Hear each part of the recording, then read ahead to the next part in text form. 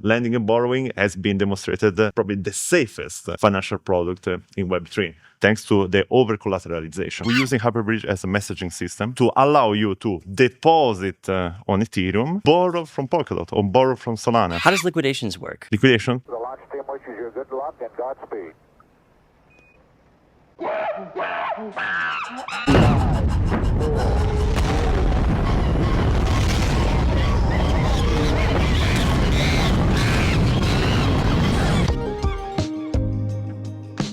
Space Monkeys, blasting off with Gianluigi Davassi. He's the co-founder and CEO of Kylix Finance, an up-and-coming roll-up in the Polkadot ecosystem. Sir, welcome to the show. Thank you, Jay. Thanks for having me here. Actually, this is my first Space Monkey. I'm pretty excited, actually.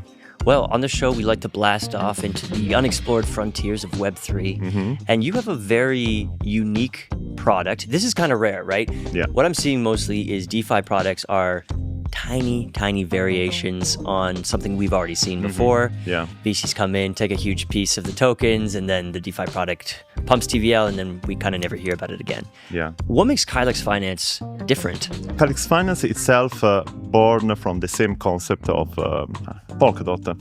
Polkadot promote interoperability between parachains internally. This is exactly what Kylix Finance does, but externally. So we promote the interoperability between blockchains outside the Polkadot. We don't do like Polkadot itself because Polkadot promotes interoperability through a protocol level. We do at liquidity layer. So Kylix itself is a layer 1 protocol blockchain built on substrate, actually Polkadot SDK, that connects the liquidity between different chains using a very specific architecture called the hub and spoke that resemble how centralized exchange works, but also how banking system works. My background is mostly banking and financial technologies. Okay. So let's unpack that a little bit here. Yeah. This hub and spoke model. So you have a roll up on Polkadot, Kylix Yes, Finance. exactly. Are you already producing blocks or not yet? Yeah, on Paseo, actually. On Paseo? Yeah, actually, we just started to producing blocks on Paseo. Okay, good stuff. And the idea is to be, that's going to be this hub, this roll up on Polkadot. Yes. What are the spokes? The spokes are smart vaults that are deployed directly on the chain that we support. Okay. So it's like they're built on EVM, so they are built on smart contracts, and our Rollup is connecting to them through. We're using Hyperbridge actually. We have a partnership with them, and we're using Hyperbridge as a messaging system, and our let's say liquidity abstraction layer or our Rollups connected to these spokes and is mirroring the liquidity that is present in these spokes to provide. Essentially a DeFi product that we call them the lending liquidity markets. So you can see Kylix in 2 steps. So first, a cross-chain liquidity protocol, and on top, a lending market. So it's a cross-chain DeFi platform that provide lending liquidity markets. It's like Aave, but completely cross-chain. So we have our liquidity layer that is a settlement ledger, okay? And then we have a spoke on Ethereum, a spoke on, let's say, Polkadot or Solana, whatever. Yeah. And this layer is mirroring the balances that are inside these spokes in order to allow you to deposit on Ethereum and borrow from Polkadot or borrow from Solana. So talk to me about these smart contracts deployed in the places that Kylix is going to be connected to via Hyperbridge. Yes. Let's say a swap between Ethereum mainnet and Arbitrum. Yes. Okay. So I have assets on Ethereum mainnet and I want assets on Arbitrum. Yes. Let's say. Yes. You are connected to Ethereum mainnet and you're connected to Arbitrum. You have a smart contract vault deployed on both, right? Yes. Yes. Okay. So what do those vaults look like? How do they have liquidity? How do they have locked value in them? The first operation you want to do is a lending operation. So it's a deposit essentially. Okay. You ask from our interface, and that's the added value. From one interface, you handle multiple chain, multiple assets, multiple wallets. A Kylix interface. It's a Kylix interface, exactly. Okay. The Kylix interface provide you an address, a native address that is from Ethereum.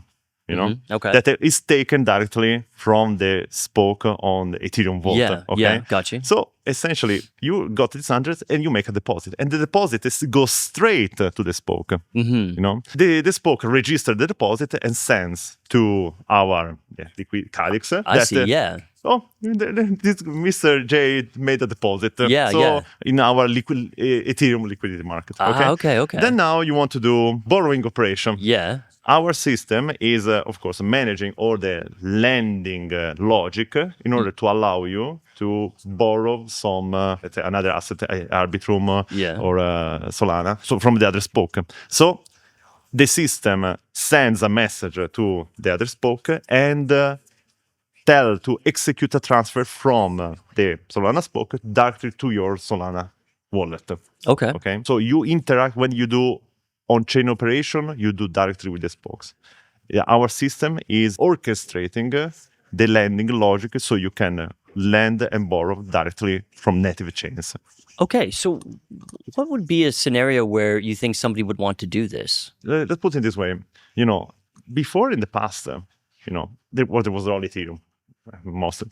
And DeFi was sufficient, you know, for this ecosystem, or Ethereum was enough for DeFi at that time. Now we live in a world, a multi-chain world with more than 50 chains. Right. 50 blockchains. Right.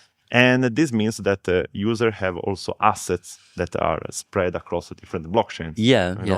And this brings, you know, a lot of liquidity fragmentation, very difficult, bad, complex user experience, especially for DeFi. Yeah. And it's true that exist bridges, but these make user experience even more complex. Okay. You know, it's a problem that we have now, and it will be even bigger in the future. Yeah. So we want to anticipate a future need, a future market need that is the one of blockchain interoperability. Yeah. That's why we created this protocol. Now it's a lending protocol that can work seamlessly with any blockchain. What would be the incentive for somebody to lend or borrow in the Kylix system? Yeah. So itself, the lending logic works exactly like Aave or Compound version 2. So you lend in order to earn an interest. Okay. An interest in Kylix Token? No, in the original asset. Oh, okay. Yeah.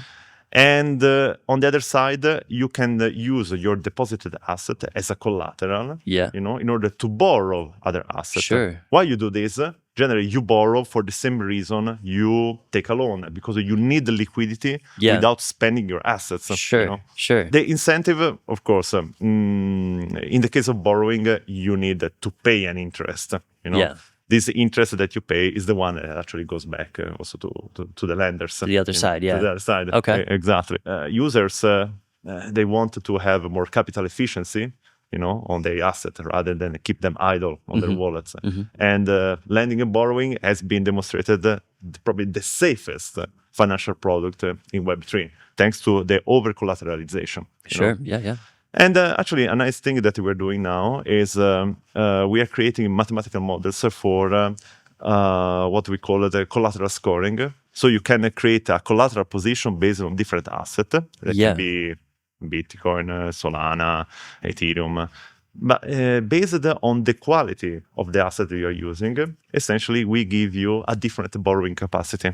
You know, this is especially made to mitigate the risk also for the user, because if you create a collateralized position based on meme coins, you know, it's much more risky than having a collateralized position based, of course, on Bitcoins or blue chip token. Yeah, of course. So we want to promote that the user use actually proper asset for creating the debt position. And also we want to minimize the risk for liquidation for the user, so to keep it safe. We are not using a fractional reserve model.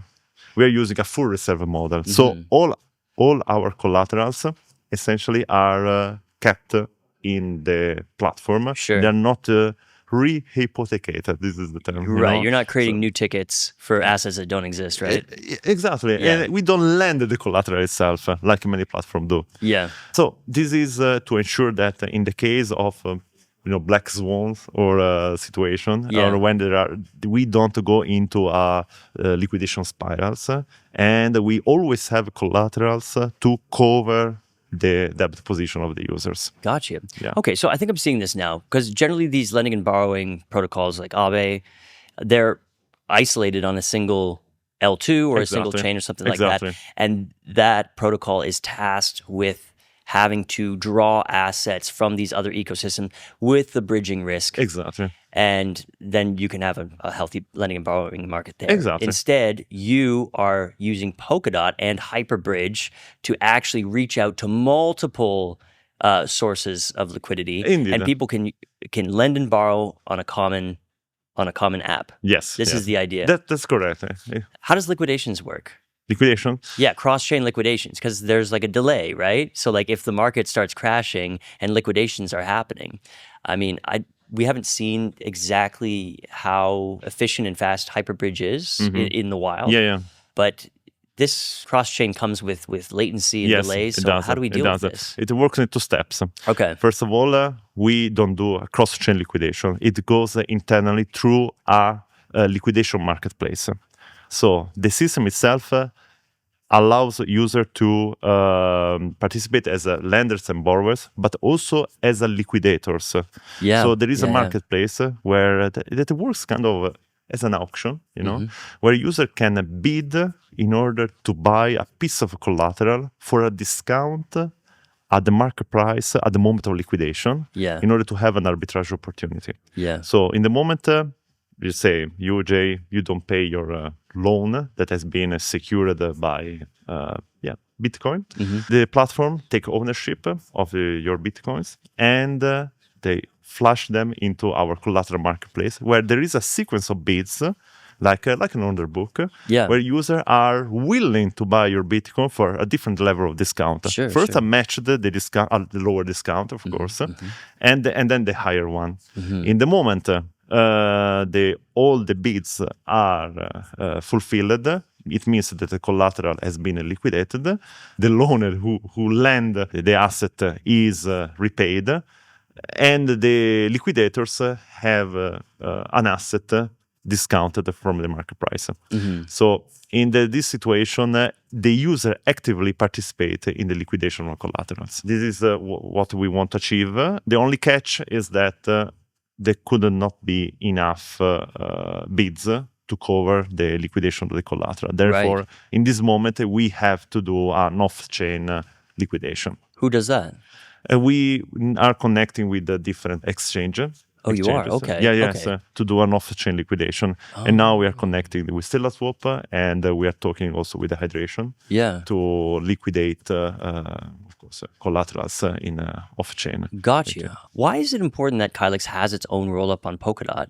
Why didn't you just build an app on top of Hyperbridge? I mean, many of the features of the offers that they are already present inside Polkadot in order to offer even more unique features. Okay, so you have unique logic on the rollup that's needed for your... Yes. Okay, I see. One project that we're working on is the famous self-repaying loan. The self-repaying loan works in this way. The collateral, instead, some specific type of collateral, rather than stay idle in our platform, are essentially taken and sent to a liquid staking platform inside the Polkadot, like StellaSwap or Bifrost. This collateral, it's deployed in the liquid staking platform in order to generate a reward through staking, through the inflationary system of staking. This reward is used to repay back the debt position of the user. So the user has a loan that is somehow repay itself thanks to the collateral. So the user has a perception of having a loan with a negative interest rate. And we can do this only for, let's say, Polkadot user, because we are leveraging external liquid staking platform that are within the Polkadot ecosystem. I understand. Okay. So it's like a product only for Polkadot users somehow. Okay. Yeah. And would this be optional, or it automatically happens? No, it's optional. I mean, a user can decide if go for a self-repay loan or for a normal loan, because you cannot do this with all type of collaterals, but only the collateral that are supported by liquid staking platform. Gotcha. Yeah. Okay. So what's the state of the project right now? We are now in Paseo. Yeah. Yeah, and producing the first blocks there. Okay, this is the testnet environment? Yes, testnet environment. Yeah. So we need to run now, several iterations of audit. We'll open also our platform to a limited number of users initially. Okay. So for testing, and we imagine to release our platform live in around September. Around September? Yes. What is the early activity on the platform expected to look like? Who do you expect to be deploying capital? In which places? Is there a certain order of opening up different functionality as you go? What does this look like? I put a lot of effort into partnership for bootstrapping liquidity. Okay, yeah. Especially we have a strong partnership with the Mandala chain. Yeah. And the idea is to leverage those partnerships in order to bootstrap the initial liquidity. Sure. From users, but not only retail users, also some actors that are interested to deploy their bags into our platform. I mean, liquidity bootstrapping is mainly focused on the partnership that we're having now. I initially reached them in order to support our liquidations, because I initially thought to do it not through decentralized entities, but to centralize the ones due to volume, volume reason. Yeah. And then I, kept a connection with them to help support for offline liquidation. Anyway, we realized that we didn't need them anymore, because actually we can essentially use a decentralized exchange more easily. They show their interest in deploying their bags in our platform once it will be live. Yeah. So yeah, that's it. Okay. Now you're gonna have a Kylix token, yeah? Yes, I have a Kylix token. The Kylix token, I imagine, is doing transaction fees. Yeah, exactly. Is it doing anything else? Yes, you can use the token itself to repay back the interest of the loans. Okay. Rather than in the original asset of the loan, you can repay it in Kylix token for a discount. Right. The main reason for this is that we have an internal treasury that is collecting borrowing fees and liquidation fees. Part of those fees are converted in our Kylix token. Yeah. And this Kylix token is used as a reward system to the lenders as a liquidity providers. Okay. The user themselves will have an interest rate given by the protocol, plus an interest rate as a reward system. Okay. So you have a double reward. Okay. So this is connected with your liquidity bootstrapping strategy. Is you provide a reward with Kylix? Yeah. Also. Okay. But I also heard that Kylix it's not inflationary. We are putting deflationary mechanism in order to keep the price, let's say, high. What's the deflationary mechanism? The fact that on a regular basis, our treasury will burn a percentage of the Kylix token, proportionally to the fees that has been generated by the borrowers. So it's the deflationary, mechanism that burns the token according to the fees. I get it. It's not a cap supply, but you do have deflationary pressure through burning from the treasury based on how many transaction fees have been generated in the protocol. Yes. Gotcha. So you're still going to be creating the token for this reward scheme. Kylix reward scheme, Yeah, we will put in place an inflationary mechanism as well. Yeah, of course. Yeah, but probably as a second phase of the protocol. Okay, gotcha. And how about governance? Is this chain going to be controlled by the token holders, or what are you thinking? What's your thinking there? Actually, for us, the mechanism of governance is pretty important in order to understand mostly the market needs. Sure. To understand if the user wants a liquidity market. That a particular liquidity market or a particular asset or a particular chain, so user can vote, and it's probably the most straightforward mechanism to understand what the market needs, what the user needs. So the user can create a proposal, even decides about some parameters about the liquidity market, and then based on the result, we can decide to create a liquidity market, changes some parameters. It's probably the most straightforward way to communicate with the community. Okay, so you spoke about kind of launching alongside Mandala there. What's another chain you're going to target besides Mandala after? Are there any Ethereum chains that you're going to target, or what's the idea there? Like when do we get the multiple spokes going? Yeah. The point is we will release our platform initially on Polkadot, then we will add the chain one by one through iteration. You know? So for sure we will address Ethereum. We want to add Solana, and it's very important. Actually, we are really thinking about adding Sui. We see a lot of liquidity flow from Sui into Polkadot anyway, via the wormhole bridge into Moonbeam. Like it's often one of the top, if not the top place. Yeah. At the end, it's what the market is, the direction the market is taken, and of course we want to cooperate. Okay, and then I guess you're going to determine TVL by the total assets locked in all these vaults. Exactly. Right? Yes. What's the first milestone that you're looking to hit? You said you're going to launch in September. Yes. Let's say by March the next year. What would be a nice milestone that you'd like to see? Considering the partnership we have and liquidity walls, we want to build. Hard to say, but we would like at least to reach between 50, 80 million. Wow. Also very locked. Amazing. Yeah. Okay. Let's see. Well, it's nice to have you on the show. I mean, it's early stage, still on testnet, but we just hear so much about Kylix. And I saw that partnership with Hyperbridge. I saw with Mandala. It's kind of a new emerging group of projects coming through in the Polkadot ecosystem. So I wanted to get you on the show and understand really what's being built here. But thanks very much for coming on. Thanks. It was my pleasure. Thank you, Steve.